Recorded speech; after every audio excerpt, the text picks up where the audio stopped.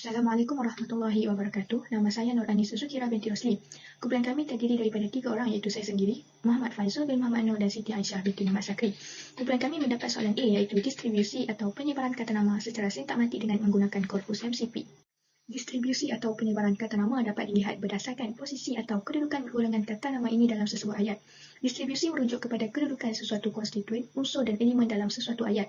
Sintakmatik adalah analisis terhadap hubungan sintaksis antara terma-terma dalam satu rangkaian tuturan yang tersusun secara berurutan dan bersifat linear. Hubungan sintakmatik berada pada perkataan yang konkret. Kata nama ialah golongan kata yang mana perkataannya boleh menjadi unsur inti bagi binaan frasa nama yang menamakan orang, haiwan, tempat, benda atau konsep. Penyebaran kata nama secara sintakmatik memperlihatkan jalinan antara satu golongan kata dengan golongan kata yang lain dalam ayat seperti hubungan antara kata nama dengan golongan kata lain. Ini merupakan data yang diambil dari korpus MCP iaitu beberapa puluh pedati kereta itu pun berjalan juga serta dengan bunyi yang gegak gempita. Penyebaran kata nama boleh hadir dalam konstituen subjek dalam sesebuah ayat bagi memberi maksud yang lengkap kepada ayat tersebut. Berdasarkan contoh tersebut, kita dapat lihat bahawa kata pedati ialah kata nama. Kata nama pedati mengisi posisi subjek dalam ayat. Kata nama tersebut menjadi unsur inti bagi binaan frasa nama pada konstituen subjek dalam ayat. Dalam bahagian subjek ayat, kita dapat lihat frasa nama sahaja yang mengisi bahagian tersebut. Kata nama pedati yang hadir pada konstituen subjek turut dihadiri dengan kata bilangan beberapa puluh sebagai penentu serta kata kereta sebagai penerang. Kehadiran golongan kata lain dilihat hadir berurutan dengan kata nama bagi menghasilkan sebuah ayat. Saya Muhammad Faizul akan meneruskan pembentangan ini dengan menerangkan tentang penyebaran kata nama secara sintakmatik. Iaitu dengan menggunakan korpus MCP, iaitu kata nama boleh menjadi predikat di dalam ayat. Iaitu ayat yang dipetik dari korpus MCP ialah ayat Kampung Raja Melaka. Berdasarkan ayat tersebut, menunjukkan frasa nama berfungsi sebagai predikat dalam pola ayat frasa nama plus frasa nama. Berdasarkan ayat yang diambil dari MCP itu, Kampung Raja menjadi subjek frasa nama dan diikuti oleh Melaka sebagai predikat bagi frasa nama. Baiklah, saya akan meneruskan pembentangan ini dengan menerangkan tentang penyebaran kata nama secara sintakmatik. Dengan menggunakan korpus MCP, iaitu frasa nama boleh menjadi objek. Terdapat 2 contoh yang saya ambil daripada korpus MCP. Contoh yang pertama adalah maka Raja Iskandar pun dengan Nabi Khidir menaiki kudanya. Berdasarkan contoh ayat yang pertama itu adalah contoh ayat yang mana frasa nama hadir dalam konstituen objek, iaitu konstituen yang hadir sesudah kata kerja transitif dalam frasa kata kerja.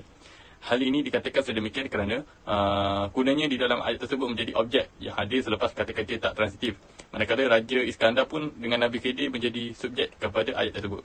Contoh ayat yang kedua pula adalah puteri pun memanggil Ja'far Siddiq. Contoh ayat yang kedua juga menunjukkan frasa nama hadir dalam konstituen objek, iaitu konstituen yang hadir sesudah kata kerja transitif dalam frasa kerja. Dan Ja'far Siddiq menjadi objek kepada ayat tersebut, manakala puteri menjadi subjek kepada ayat tersebut. Baiklah, saya Siti Aisyah binti Muhammad Sakri akan meneruskan pembentangan dengan menjelaskan penyebaran kata nama secara sintakmatik dengan menggunakan korpus MCP, iaitu kata nama boleh menjadi penyambut frasa sendi nama. Seperti yang kita sedia maklum bahawa MCP adalah korpus teks Melayu klasik yang semakin berkembang dalam dunia pada hari ini. Kata nama selain boleh hadir daripada konstituen objek, satu lagi tempat yang diduduki oleh frasa nama adalah di bahagian unsur nama dalam frasa sendi nama ataupun dalam frasa keterangan dalam sesuatu ayat. Terdapat 2 contoh yang diambil daripada korpus MCP yang dapat saya berikan mengenai kata nama yang boleh menjadi penyambut kepada frasa nama. Contoh yang pertama adalah matilah kita di kakinya itu.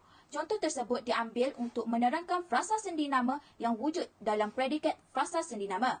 Hal ini kerana perkataan di dalam ayat tersebut menunjukkan kata sendi nama, manakala perkataan kakinya merujuk kepada frasa nama yang berada dalam konstituen predikat frasa sendi nama. Dan perkataan itu merupakan penentu belakang dalam ayat tersebut.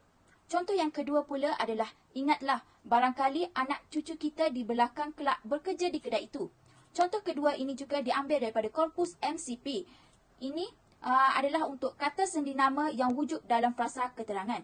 Frasa keterangan dalam ayat di atas adalah hadir selepas kata kerja, iaitu bekerja dalam ayat di atas, di mana frasa kerja ini juga boleh berada dalam konstituen predikat. Dalam ayat tersebut, frasa keterangan dihadiri oleh kata sendi nama dan frasa nama. Sebagai contoh, perkataan di merujuk kepada kata sendi nama Manakala perkataan kedai dalam ayat tersebut adalah frasa nama dan diikuti oleh perkataan itu yang menjadi penentu belakang dalam frasa keterangan bagi contoh ayat tersebut.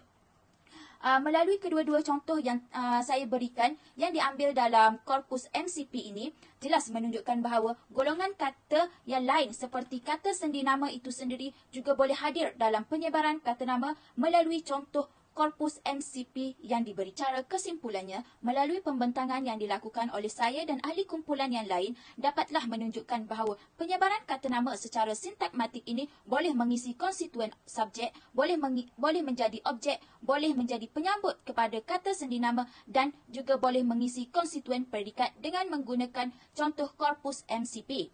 Ketersebaran kata nama ini yang membentuk frasa nama dalam sesuatu ayat. Oleh itu, golongan kata yang lain juga boleh hadir dalam penyebaran kata nama bagi menghasilkan sebuah ayat yang gramatis seperti kata sendi nama dan sebagainya.